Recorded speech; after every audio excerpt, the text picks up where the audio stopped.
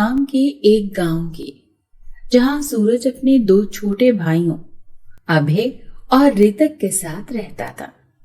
इन तीनों भाइयों के माता पिता कई वर्षों पहले गुजर चुके थे, जिसके कारण सूरज अपने घर में बड़ा रह गया था और घर की सारी जिम्मेदारियां सूरज पर आन पड़ी थी।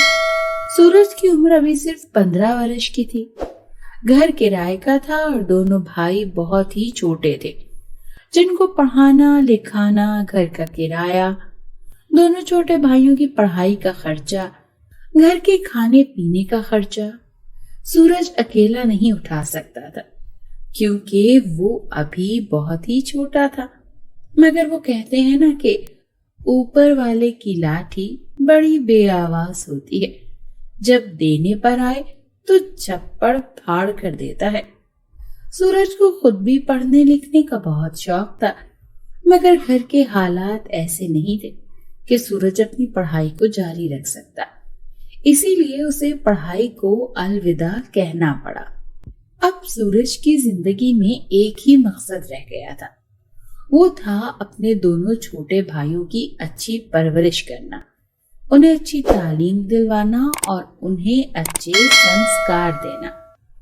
सूरज इसी तरह गांव के बाजार में चला जाता था, किसी की बोरियां उठाता, किसी का फल बेचता, तो कभी किसी का सामान एक जगह से दूसरी जगह ले जाया करता।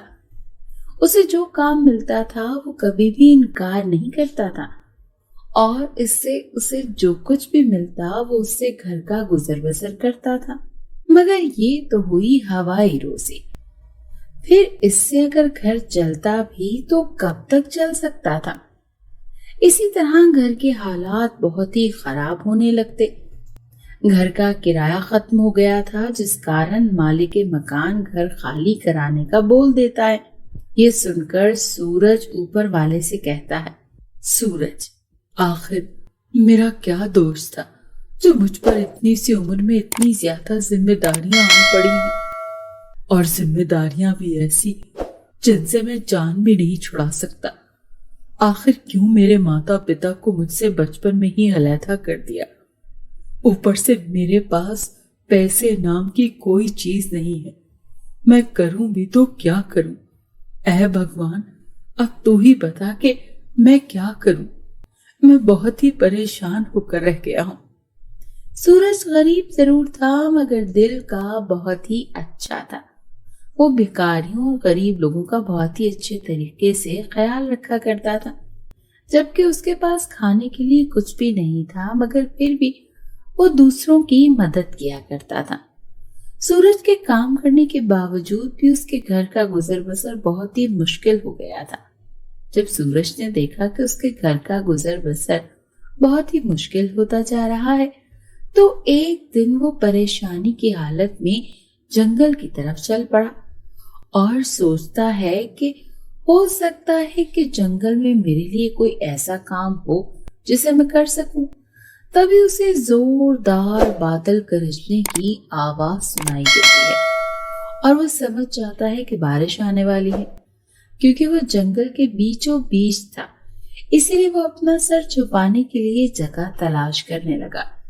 इस दौरान जोरदार बारिश आने लगती है और सूरज को अपने भाइयों की भी चिंता होने लगती है, मगर वो जोरदार बारिश में जाता भी तो कहाँ जाता, इसीलिए वो वहीं जंगल में ही रुक गया। इस तरह काफी समय गुजरने के बाद बारिश रुक जाती है और सूरज बड़ी मुश्किल से रास्ता बनाता है और अपने घर की तरफ चल पड़ता है। तभी रास्ते में उसे एक जानवर के बोलने की आवाज सुनाई देती है।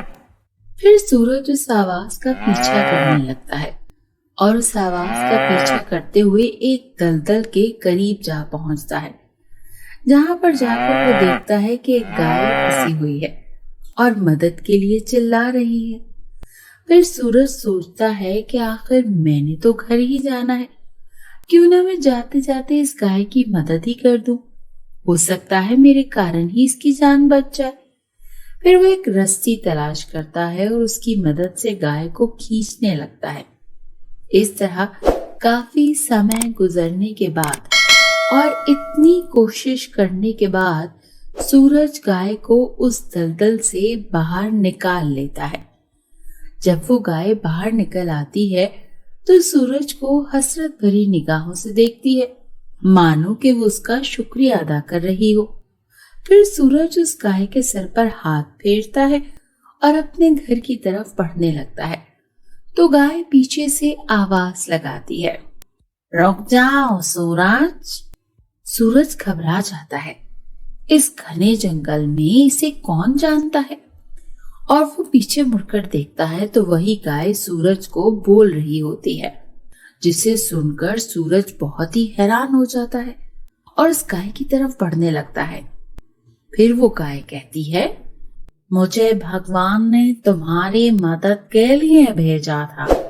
ये तुम्हारे लिए एक आजमाइश थी कि तुम मुझे मुसीबत में फंसा देखकर मेरी मदद करोगे या नहीं करोगे, और तुम इस आजमाइश पर पूरा उतरे, इसलिए तुम मुझे अपने साथ ले जाओ।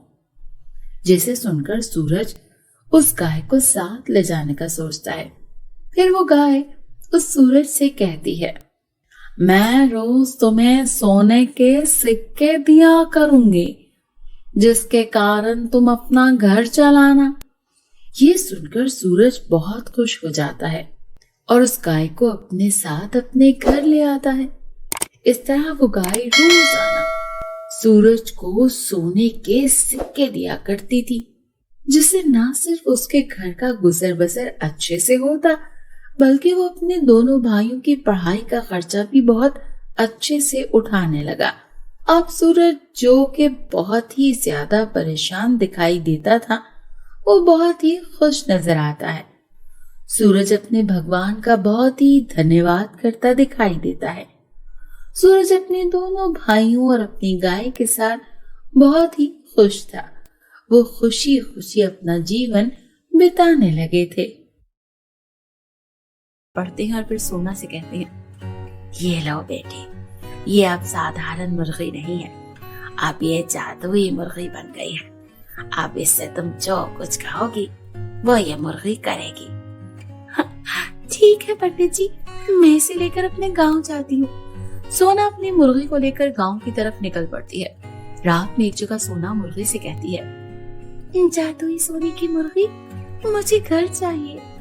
इतना कहते ही वहां एक सोने का बड़ा सा घर प्रकट हो जाता है। सोना जब घर के अंदर जाती है तो सब कुछ साफ और चमकीला देखकर बहुत खुश हो जाती है।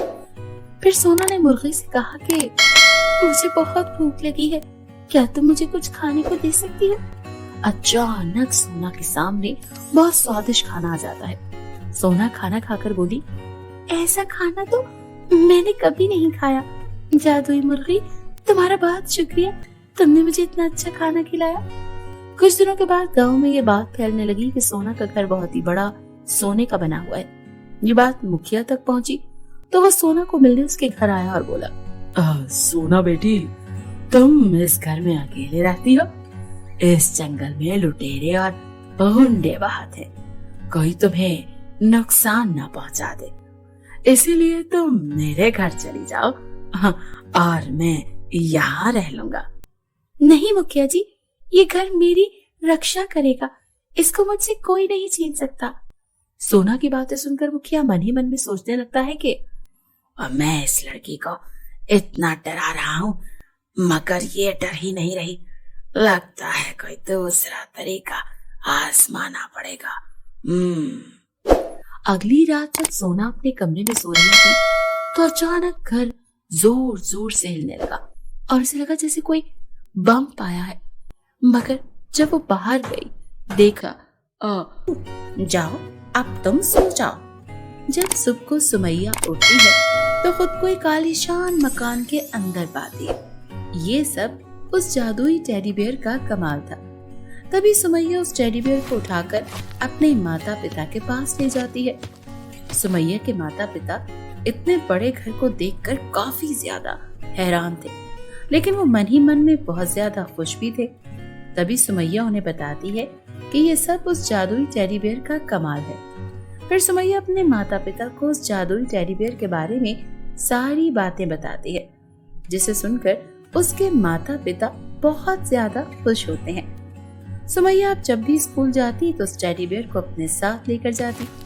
उसके इस टेडी बियर को देखकर सभी दोस्त उससे पूछते हैं, अरे सुमैया, ये टेडी बियर लेकर तुम स्कूल क्यों आई हो? ये टेडी बियर मुझे बहुत ज्यादा पसंद है दोस्तों, इसीलिए मैं इसे हमेशा अपने साथ रखती हूँ।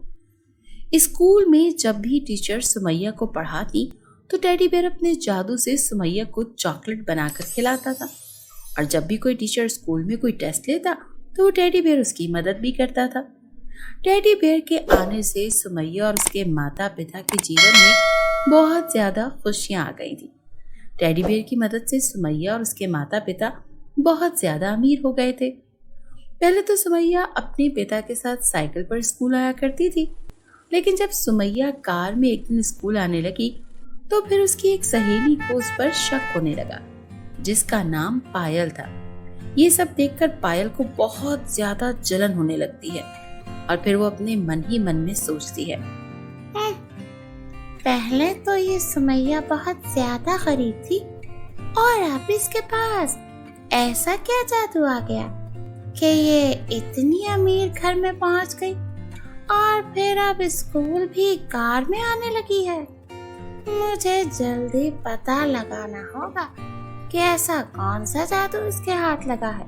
पायल दिन ब दिन सुमैया के ऊपर कड़ी नजर रखने लगी। एक दिन पायल ने देखा कि टेडी बियर सुमैया को चॉकलेट बनाकर खिला रहा था। पायल ये सब कुछ देखकर सब कुछ समझ जाती है। अच्छा, तो ये बात है। अब पायल हर वक्त मौके की तलाश में रहती कि सुमैया क्लास से कभी बाहर जाए।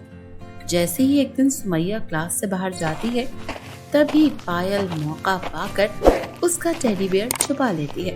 तभी पायल वो टेडी बियर चुरा कर अपने घर ले आती है और फिर उस टेडी बियर से कहती है, ए बदसूरत से टेडी बियर, मेरा नाम पायल है। मुझे पता है तूने अपने जादू से सुमैया को काफी अमीर बना दिया है। चलो जल्दी से मुझे भी अपना जादू दिखा। टेडी बियर उसका कोई जवाब नहीं देता और एक साधारण से खिलौने की तरह सिर्फ दिखाई देता है। ये देखकर पायल को बहुत ज्यादा गुस्सा आता है और फिर वो टेडी बियर को जमीन पर फेंक कर सो जाती है। सुबह जब उसकी आंख खुलती है तो उसका घर एक झोंपड़ी में बदल जाता है।